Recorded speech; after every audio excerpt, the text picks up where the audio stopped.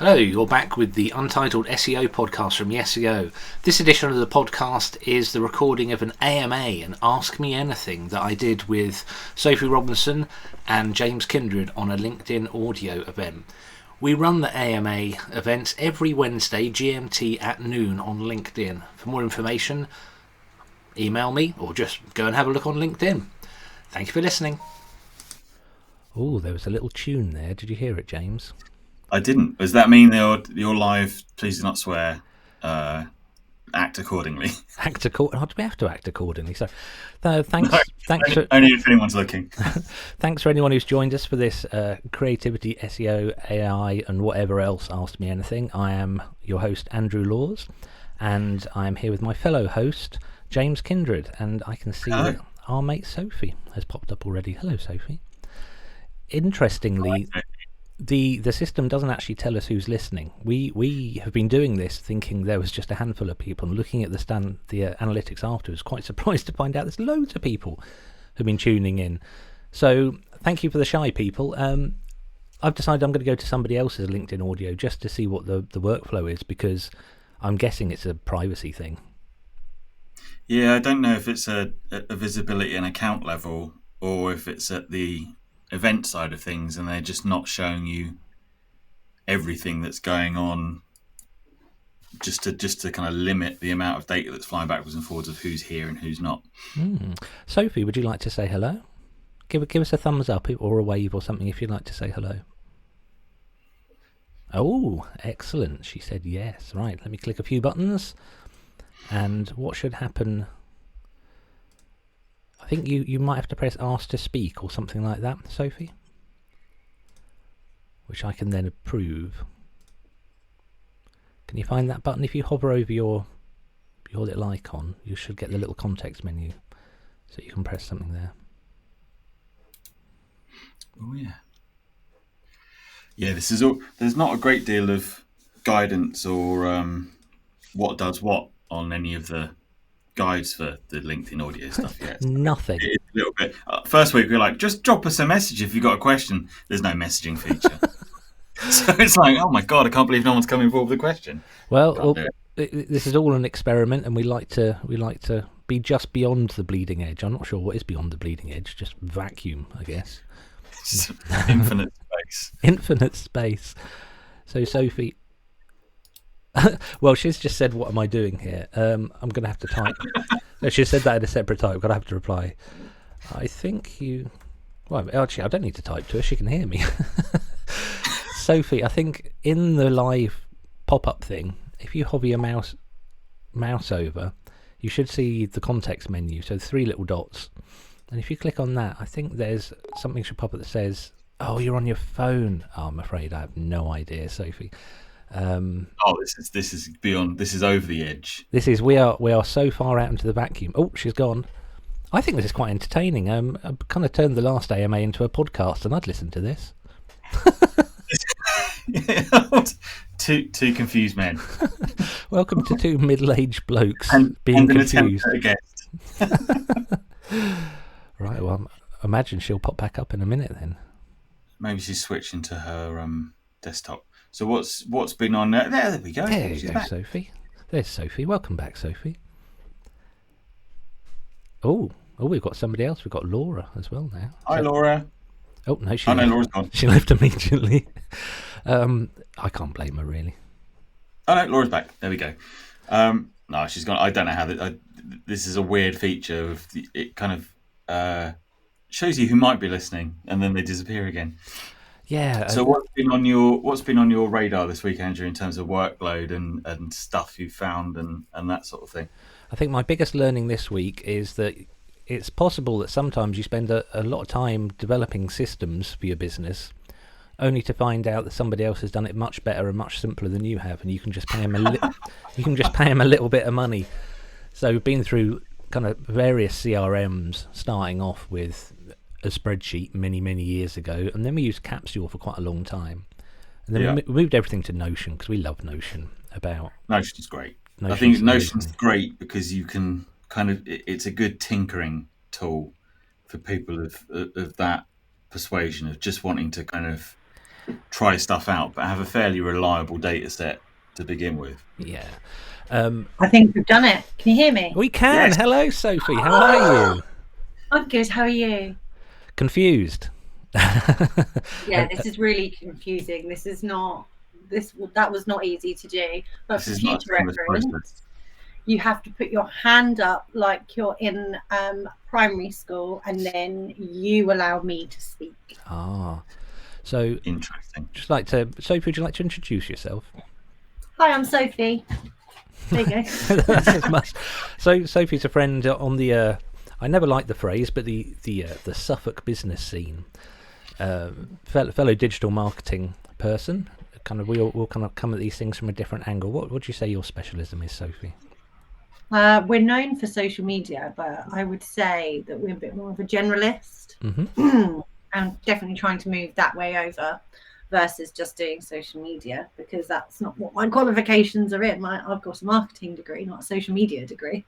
So, I'm much more, utilized across a marketing campaign versus just the one thing.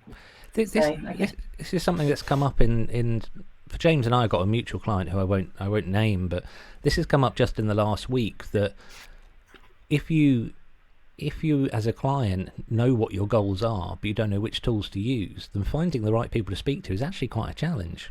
Because if you speak to someone who only does paid ads, they'll go, hey, do you know what, paid ads is the answer. In SEO I try not to. I will do feasibility and say, look, I don't think SEO is the way to go here.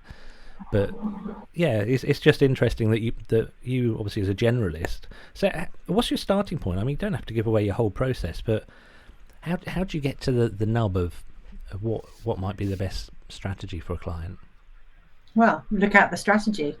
That's the main thing. Like a lot of what was happening, and the reason that I got here, and I actually made a real point to change how we were working, because a lot of people were coming to us specifically for social media. We would then be, upselling, cross-selling or whatever, but there would still not be a full marketing strategy in place. Mm-hmm. And also then my time wasn't getting paid for, because I'm a busybody, can't help myself.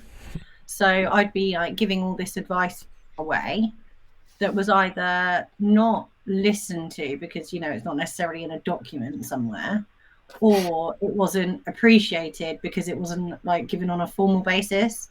And so whilst there'd be a social media strategy, there wouldn't be an overall marketing strategy. And I would just see all these holes in whatever was going on and point them out. And, what people have really unrealistic expectations on organic social media as well, which is that they're going to generate leads. Not really, it's not going to do that. So, without it, working in silo just doesn't work, I think, anymore. Like, you've got to have a comprehensive plan.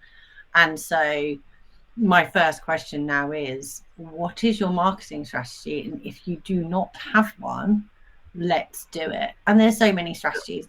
There's the brand strategy, the marketing strategy, content strategy, all of those sorts of things. But the main thing is, like, what is your marketing strategy? What is your goal, and how are we going to do it? Because I can tell you now, whacking some posts up on Instagram is not going to achieve it. So right, absolutely. I think you make a really interesting point in that the one second, the door's just knocked. Are we back?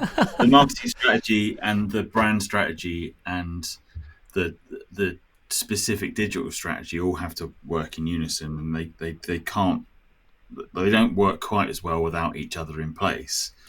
And you can sometimes perhaps over focus on one specific area, like Sophie was saying, let's do social media, whatever that means. But it's one place your audience might be. Doesn't necessarily mean they definitely are.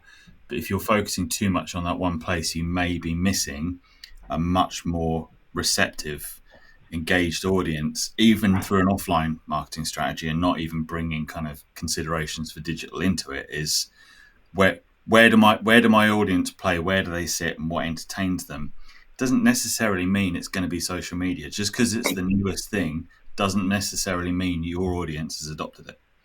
No, and as well, because a lot of business owners are of an age, they're not so much any, obviously there's a new generation coming through, but social media is synonymous with a young person. And there's this, I think I should be on there. Why should you be on there? What makes you think that you should be posting on a specific channel when your audience is hanging out somewhere else? Why, would you try and get your mind wrapped around something else that you don't even know that if that's the right thing for your business to be on there, but just because everyone else is doing it. And I think the other thing as well is that, have you got a consistent, meaningful thing to talk about on that channel? Because the worst thing you can do is kind of do a bit, you don't see anything happen, and then you stop, or you get distracted, or you pivot into something else, or you're not kind of sticking to a plan, a growth plan to see if it works. And it can be too tempting to kind of jump onto a new thing like LinkedIn audio and see if something's going to work. It's worth investigating, but it's not worth putting all your cards on the table to. It's worth kind of, having a separate kind of, what's happening over here, what's this doing? But it shouldn't be part of your marketing strategy to test a few bits and pieces out. I think it's the kind of the joy and the opportunity of people who do what we do that we can play. I went through the Stephen Covey process a few weeks ago, the whole, why is it that you're in business?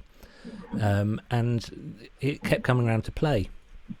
And I think I was thinking this is a really strange thing to try and express to my clients, my potential clients, or the world at large, is that a lot of people in digital marketing, we play with stuff. That's why we're doing LinkedIn audio. I don't want to shatter the illusion that this is a carefully well thought out thing, because I did schedule it at midnight last night originally, and then turned up today wondering why it wasn't working. But yeah, so Sophie, I think kind of what you're saying just joins all the dots together. Really, it's saying let's what is out there, because the worst thing when people approach anyone in digital is when they come in with a fear of missing out. And I always want to say, what is it you think you're missing out on?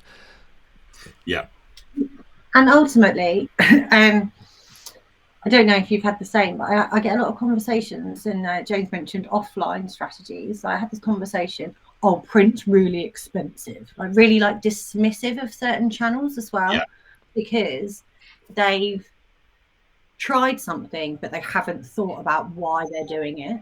So they've decided to get some leaflets printed, but they've missed out key messaging. They haven't, all your call to actions, whatever they've decided to do. Or they put mailers in the wrong place. Or their strategy. And then, of course, print is going to be expensive if you if you haven't done it properly, if there's not a strategy behind it, if you don't know what you're trying to get the goal of, you're going to just see the invoice and not the bigger picture. I think the other thing as well is that it's very, one of the misnomers about print marketing is people still say that it's hard to measure. And I disagree. I think because it's still a conversion rate.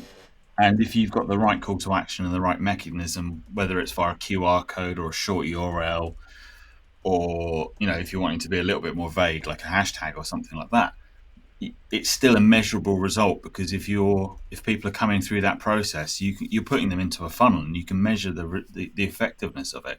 Sure, you've got to print perhaps more than one Instagram post and make it a physical thing. But as you say, Sophie, if you get the message right and the call to action right, it's still a very, very powerful way of doing things, if not more, because it's underutilized nowadays. And ultimately, print hangs around for so much longer. Like social media, you can't even guarantee that people are going to be seeing what you've put up, one, down to the algorithm, and two, it's gone. Within 24 hours, it's gone.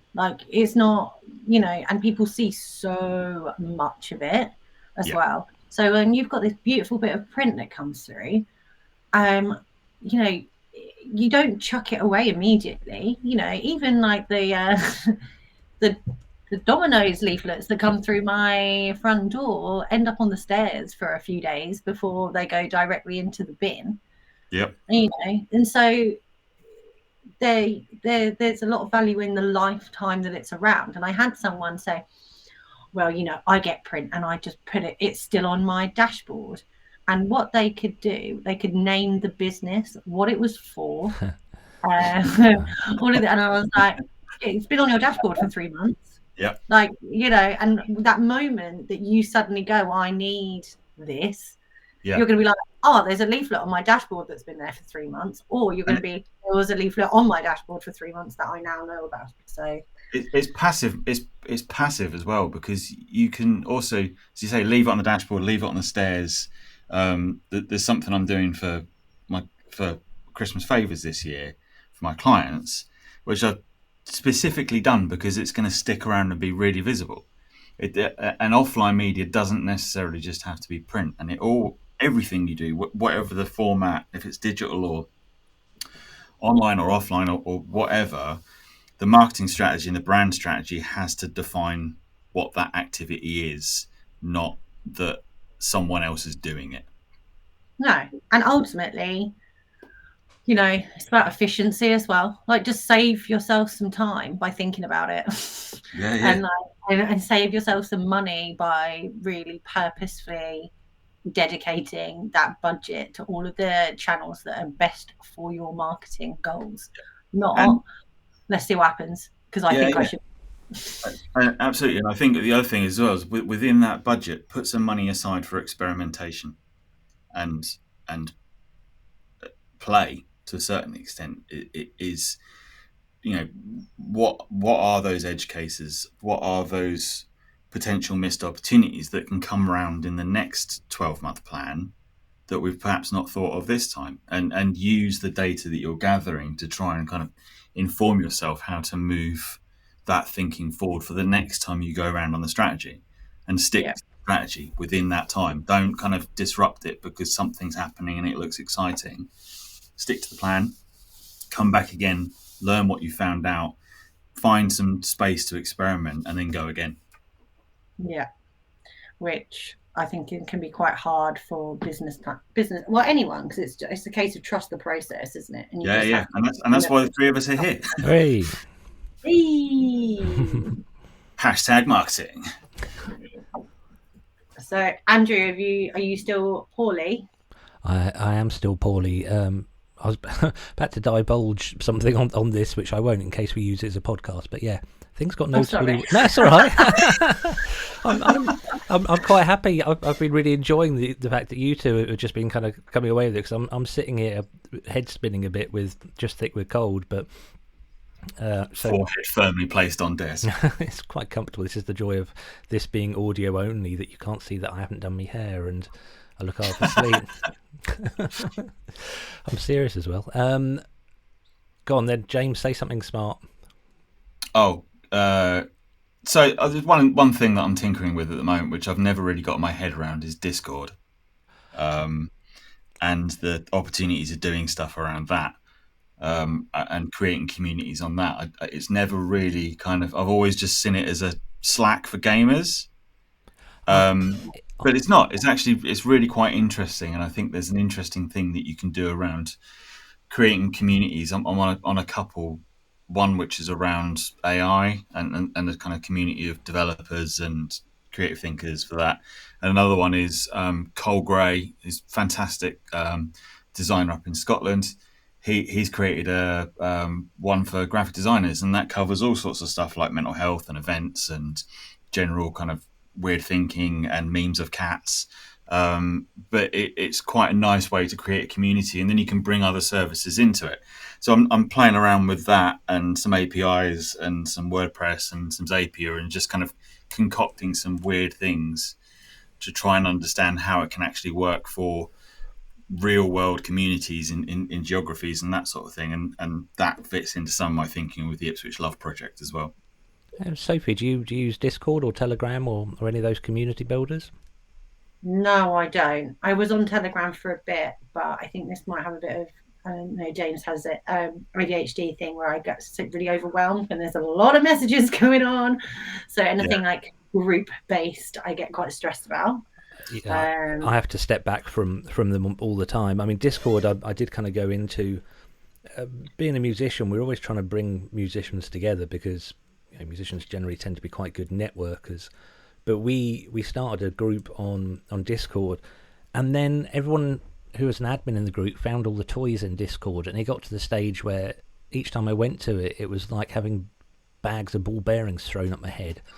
You know, it was just too much. There's just too much going on. Always pay attention to your notifications on your devices, because I've got most of my notifications for these sorts of things, even Slack, switched off, and I just treat it like email. As I'll go in and check Slack and see if there's anything I need to do. But if you leave it open, Discord in particular, you can have a soundboard on it and load it up with a load of MP3 files, and then trigger like horn sounds if a certain thing happens.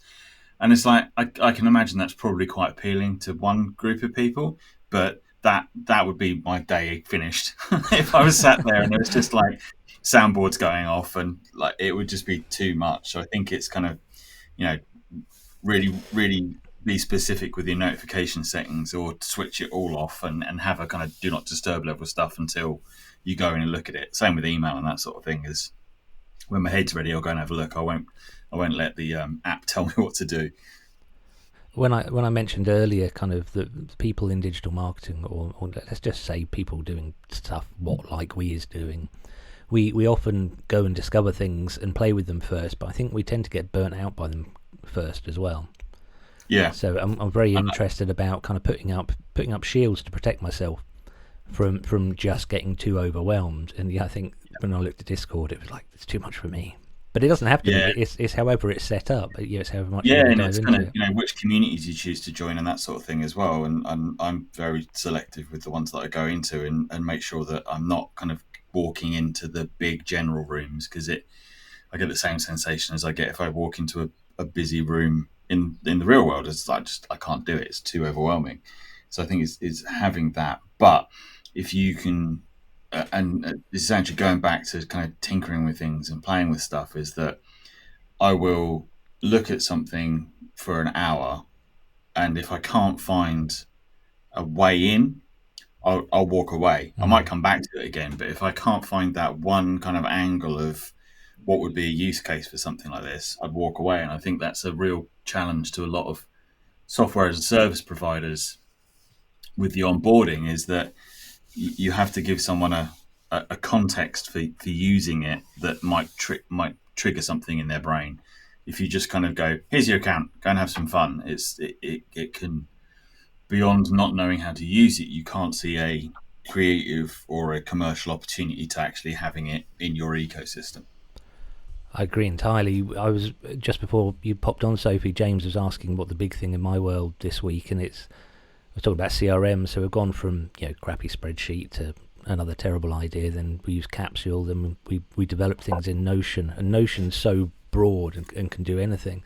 But 2 days ago, I started experimenting with HubSpot, and I know about HubSpot. I think anyone in marketing knows about HubSpot, and we know it's very good and it's very powerful. But I always found it too overwhelming, so I never even signed up for an account. I'd read about it and go, "Oh, that all sounds terrifying." But I signed up this week, and the way it guides you through is very good. I'm obviously only on the free one at the moment, but it does. They've dealt with that overwhelm in a pretty nice way.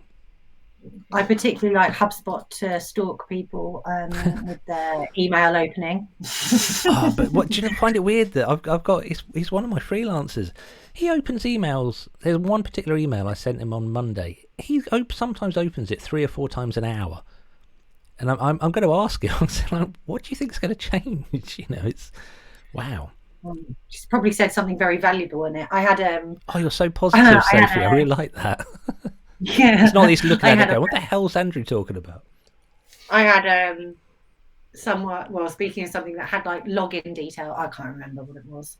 How to access something, but from a red flag client, like that I'd parted ways with, and the name, in the way that some ex-clients can, like just like that of anxiety came up, and it happened the other day, and I was like, why?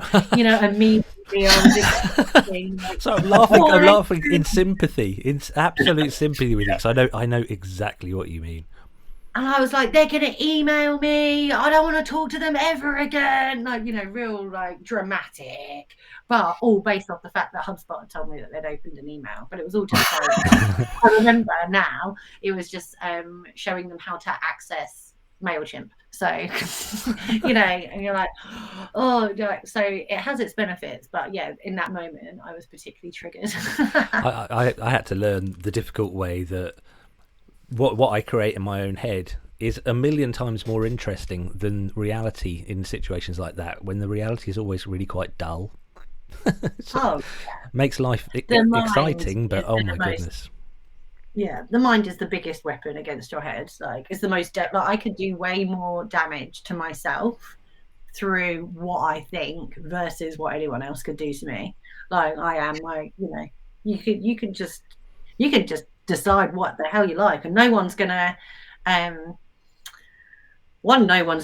tell you, because you also know it's so mental that you're not going to say it out loud.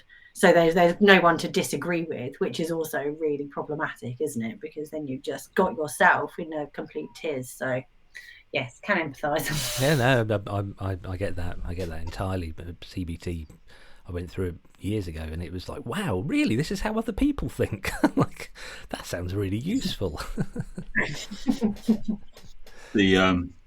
Honestly, my wife has ADHD as well, and she used to refer to her inner monologue as the Italian bees.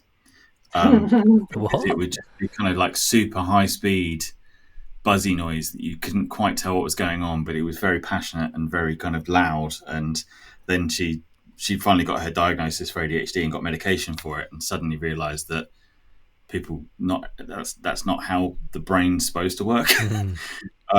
And I get a similar thing, but I take a different route to deal with it. But it's a very weird thing. That, what do you mean you're not thinking all the time?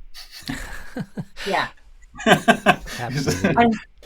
I said something to someone.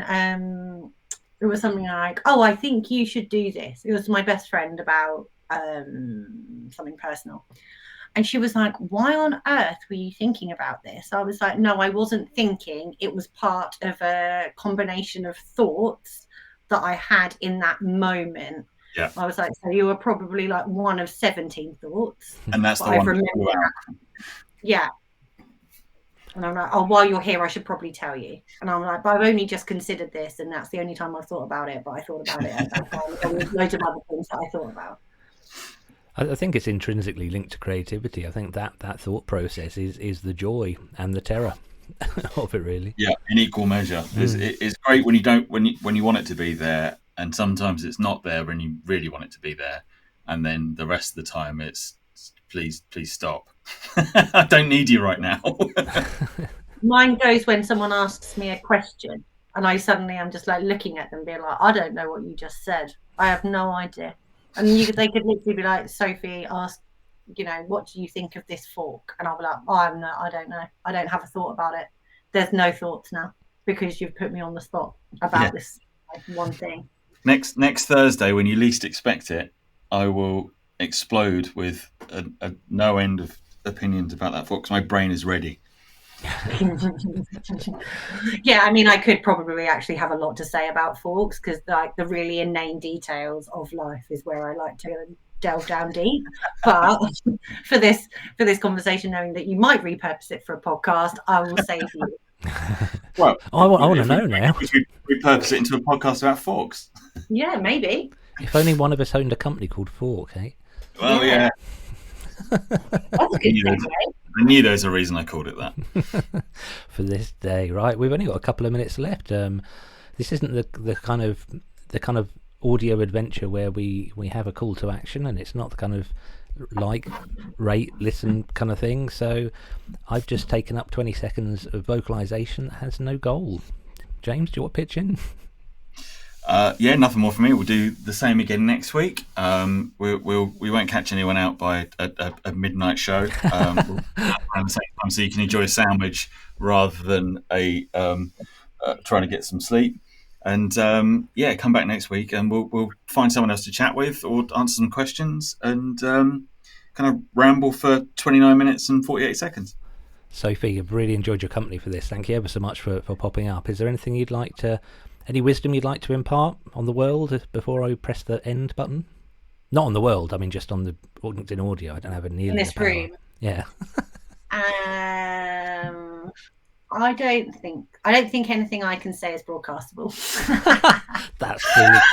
I was thinking, as we've been talking through this, I was thinking we ought to do like an after hours one. But of course, Yeah.